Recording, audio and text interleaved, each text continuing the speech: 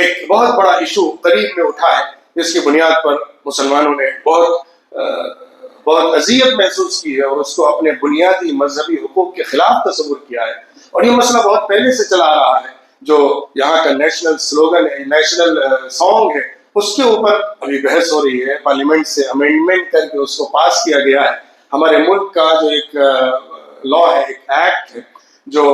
Act prevention to insults to the national owner,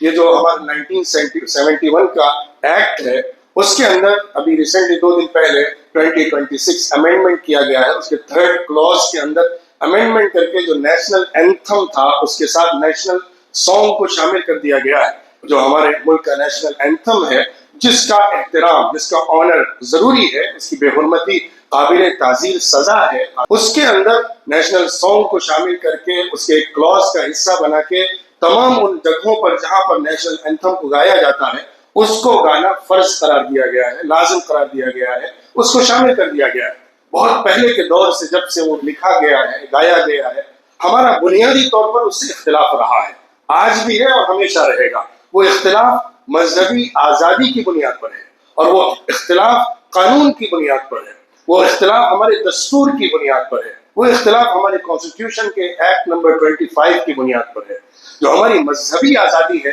اس کو چھیننے والی کوئی بھی چیز ہمیں قابل قبول نہیں ہو سکتی، کیونکہ ہمارے قانون کا جو کانسٹیٹیوشن کا بیسک چیپٹر ہے، جو فنڈامنٹل رائٹس ہیں، اور ہمارے ملک کا وہ حصہ ہے جس کو کبھی بدلا نہیں جا سکتا، اس میں مذہبی آزادی ہے. اس کے علاوہ دوسرے حصے ہیں جس میں چینجز کیے جا سکتے ہیں، لیکن وہ حصہ جو بنیادی خاکہ ہے، خطہ ہے، سانچہ ہے اس ملک کے قانون کا،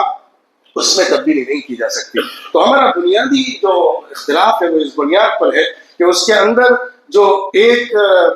بت پرستی کی دعوت ہے،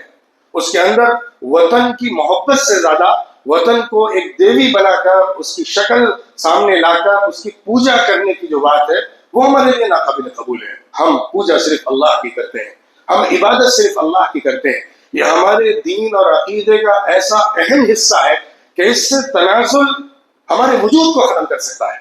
اس سے پیچھے ہٹنا ہمارے لیے ناممکن ہے. اس کے لیے ہم کبھی بھی تیار نہیں ہو سکتے. ہم اللہ کے ساتھ شرک کو کسی صورت قبول نہیں کرتے. ہاں، جس کا جو جی چاہے وہ عبادت کر سکتا ہے، جس کا جو جی چاہے وہ اپنے مذہبی عقیدے بنا سکتا ہے، یہ آزادی کا تصور ہے. ہم نے اپنے اسلامی ریاست کے اندر، یہاں تک کہ مدینہ منورہ کی ریاست کے اندر جو نبی نے خود بنائی تھی اور اس کے وہ سب سے بڑے لیڈر تھے، اس کے اندر بھی تمام مائنورٹیز کو پوری آزادی دی تھی. اب آپ سوچئے، مذہبی بنیاد پر بننے والی ریاست مدینہ منورہ کی، جن کے بنیادی اور بڑے دشمن وہ لوگ تھے جو اس مذہب کو مانتے تھے جنہوں نے وہاں سے نکالا تھا. آپ یہ سوچئے، مدینہ منورہ میں ایک مائنورٹی وہ تھی جو مکہ کا مذہب رکھتی تھی، اور مکہ وہ سرزمین ہے جہاں سے حضور کو ان کے ساتھیوں کے ساتھ مار کر نکالا گیا تھا اور ان کی جان کے لانے پڑ گئے تھے. اس بنیاد پر جو مذہبی جو ان کے درمیان ہم آہنگی تھی، ہونا تو یہ چاہیے تھا کہ وہاں جا کر ان کی موب لنچنگ کی جاتی. تم وہی مذہب رکھتے ہو جو مکے والے رکھتے ہیں، ہمیں تم سے دشمنی ہے. تمہارا مذہب، تمہارا دھرم، تمہارا دین یہاں پہ مدینے میں رہتے ہوئے وہی ہے جو مکے کا، انہوں نے ہمیں وہاں سے بھگا کر نکالا ہے. ہم تمہیں ماریں گے، ہم تمہیں مذہبی آزادی کا حق نہیں دیں گے. لیکن حضور نے اخیر تک، جو آخر شخص بھی مسلمان ہوا ہوگا، وہ اپنی آزادی کی بنیاد پر اسلام کو قبول کر رہا تھا. کسی ایک واقعے کو بھی نہیں پیش کیا جا سکتا کہ مدینے میں کنورژن زبردستی کیا گیا. یہودی ایک بڑی تعداد میں تھے لیکن مائنورٹی تھے، ان کے ساتھ بھی اخیر وقت تک جو کچھ بھی کاروائیاں ہوئیں، جنگیں ہوئیں، مقابلے ہوئے، وہ قانون کی بنیاد پر ہوئے. جو ملک کے دشمنی انہوں نے اختیار کی اور اس کی بنیاد پر اس اتحاد کو توڑا اور ریاست مدینہ منورہ کی جو تھی اس کو نقصان پہنچانے کی کاروائیاں کی، اس کے مقابلے کے لیے ان کے مقابلے میں کاروائیاں کی گئیں. ورنہ مذہبی بنیاد پر جو ان کو آزادیاں حاصل تھی وہ سب قائم رکھی گئی. تو ہمیں اگر اس حق سے محروم کیا جائے کہ تم اپنے بنیادی عقیدے کو فالو نہیں کر سکتے، تمہیں شرک کرنا پڑے گا، تو ہمارے اس ملک کا کوئی مطلب نہیں بنا، ہمارے اتحاد کے کوئی معنی نہیں رہے، ہمارے ایک دوسرے کے ساتھ معاہدہ کرنے اور اتفاق کرنے کا تصور ہی ختم ہو گیا. ہم اپنے ایمانی عقیدے کی بنیاد پر ہی جی سکتے ہیں اور اسی پر مر سکتے ہیں، کیونکہ ہمارا بنیادی تصور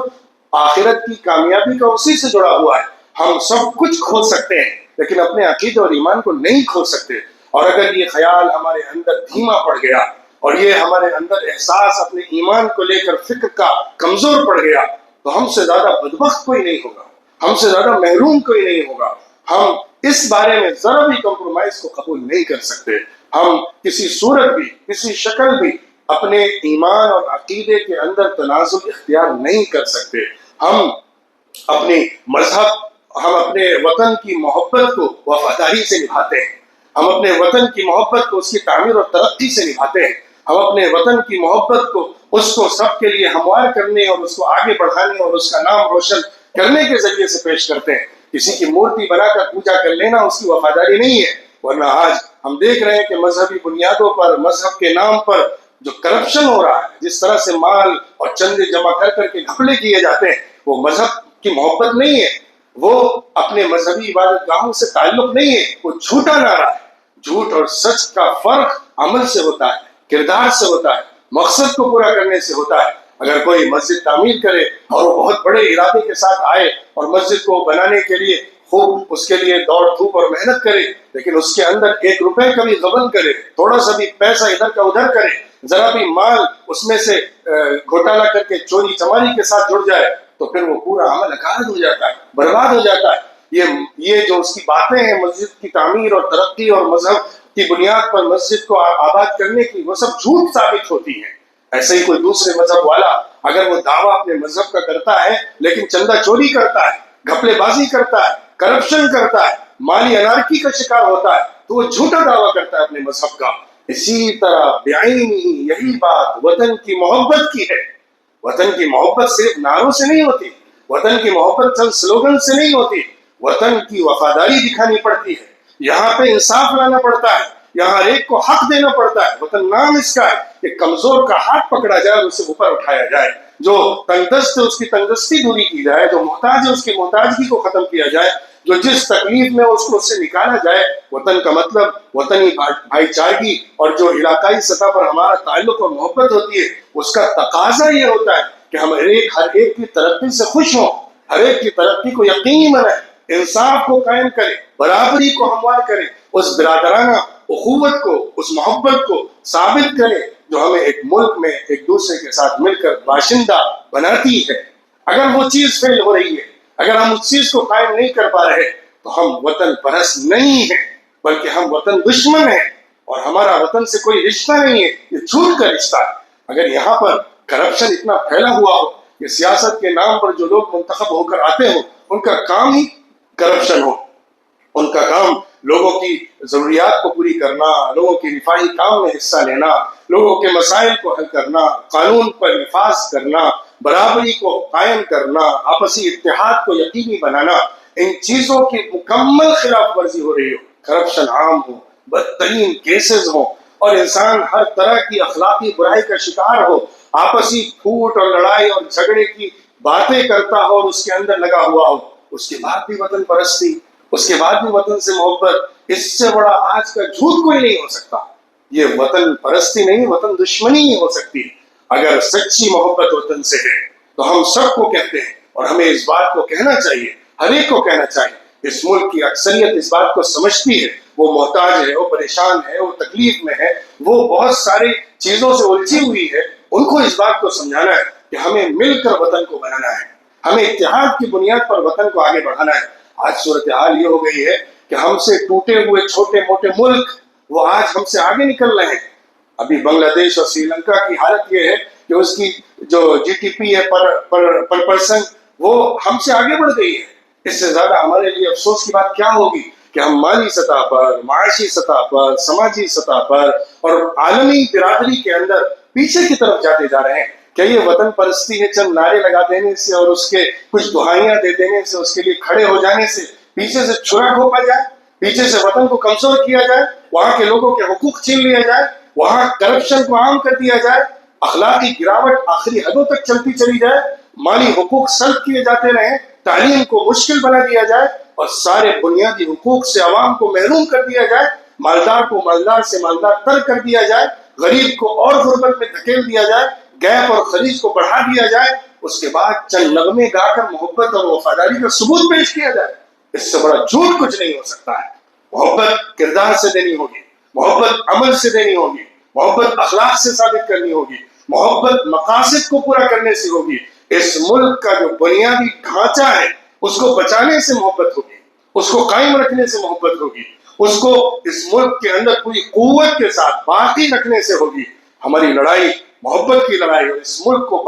باقی رکھنے کی لڑائی، ہماری لڑائی اس ملک کی حقیقی آزادی کو قائم رکھنے کی لڑائی، ہم اس کی دعوت دیتے ہیں، اور اس کے لیے ہمیں مضبوطی کے ساتھ کھڑے ہونا ہے۔ اس ملک کو تعمیر کرنے کی دعوت دینا ہے، اس ملک کو اس کے تمام حقوق کے ساتھ، اس کے تمام مقاصد کے ساتھ، اس کی صحیح آزادی کے تصور کے ساتھ قائم کرنے اور آگے بڑھانے کے لیے جو بنیادی چیزیں ضروری ہیں ان کی طرف توجہ دلانا ہے۔ اگر ہم نے اس پہلو سے کوشش کی اور اپنی مذہبی بنیادوں کو قائم رکھا، شرک کے بارے میں ادنا درجے میں بھی مداخلت گوارا نہیں کی، وہ ہمیں کسی صورت قبول نہیں ہے۔ ہم شرک میں ملوث ہو جانا اپنے لیے موت سے زیادہ سنگین سمجھتے ہیں۔ اگر ہماری گردنوں پر چھری چلا دی جائے، تلواریں چلا دی جائیں، گولیوں سے ہم کو خون دیا جائے، ہمیں وہ گوارا ہے بنسبت اس کے کہ ہم اپنے بچوں کو شرک پڑھائیں، ہم اپنے بچوں کو شرک کی تعلیم دیں، ہم انہیں شرک کے لیے تیار کریں۔ یہ سٹینڈ ہمارا کلیئر ہونا چاہیے، اس کے اندر ذرہ برابر بھی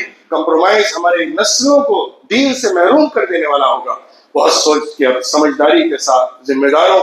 کو لے کر اور ہماری امت کی قیادت کو، چاہے وہ مذہبی قیادت ہو، چاہے وہ سوشل قیادت، سماجی قیادت ہو، چاہے سیاسی قیادت ہو، سب کو مل کر اس کے بارے میں صحیح فیصلہ لینا ہے، آگے کی صحیح اسٹریٹجی بنانا ہے۔ قانونی سطح پر جو ہمارے ملک کے اندر مذہبی بنیادی حقوق ہیں، جو ہیومن رائٹس ہیں، جو ریلیجیس رائٹس ہیں، اس کو سامنے رکھ کر ہمیں اس طرح کی تمام چیزوں کا انکار کرنا ہے جو ہمارے ملک کے کانسٹیٹیوشن کے اگینسٹ ہیں، ہمارے قانون کی بنیادی مول بھاوناؤں کے خلاف ہیں۔ ہمیں اس بات کو پوری قوت کے ساتھ لانا چاہیے اور اپنا اسٹینڈ کلیئر کرنا چاہیے، اور اپنے آپ کو ایمان کے ساتھ وفاداری کرتے ہوئے وطن کی قائم رکھتے ہوئے آگے بڑھنا چاہیے۔ اسی میں اس ملک کی بھی ترقی ہے، ہماری بھی ترقی ہے، آئندہ آنے والی نسلوں کی بھی ترقی ہے، ورنہ نہ یہ ملک بچے گا، نہ اس کے رہنے والے آباد ہو سکیں گے، اور نہ آئندہ نسلیں ترقی کی راہ پر چل سکیں گی۔ وہ